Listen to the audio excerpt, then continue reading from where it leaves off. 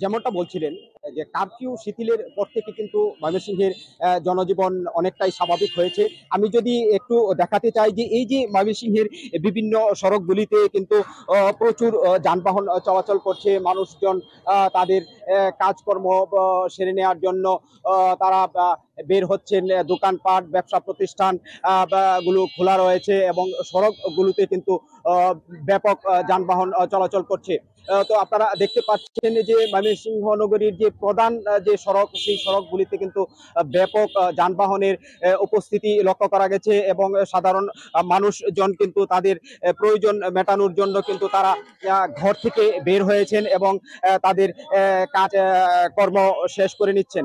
তো তাছাড়া আমরা আইন শৃঙ্খলা রক্ষাকারী বাহিনীর সাথে কথা বলেছি। তারা যেটি বলেছেন যে দুষ্কৃতিকারীরা যাতে কোনো ধরনের বিশৃঙ্খলা সৃষ্টি করতে না পারে, যাতে মানুষের জানমালের ক্ষতি না করতে পারে, তার জন্য কিন্তু আইন শৃঙ্খলা রক্ষাকারী বাহিনী তারা মাঠে তৎপর রয়েছেন এবং যে কোনো মূল্যে যে কোনো নাশকতা এড়ানোর জন্য কিন্তু তারা মাঠে কাজ করবেন, এমনটাই কিন্তু আমাদেরকে জানিয়েছেন আইন শৃঙ্খলা রক্ষা বাহিনীর পক্ষ থেকে।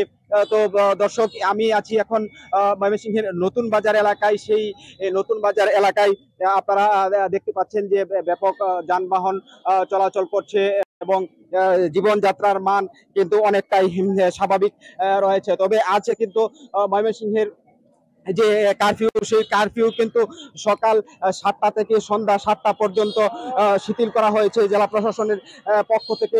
তো এখন পর্যন্ত ময়মনসিংহে কোনো অপ্রীতিকর ঘটনা ঘটেনি।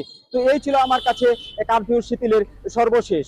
সুদবিহীন ব্যাংকিং এ আত্মশুদ্ধির পথ, এনআরবিসি ব্যাংকের ইসলামিক ব্যাংকিং, আল আমিন।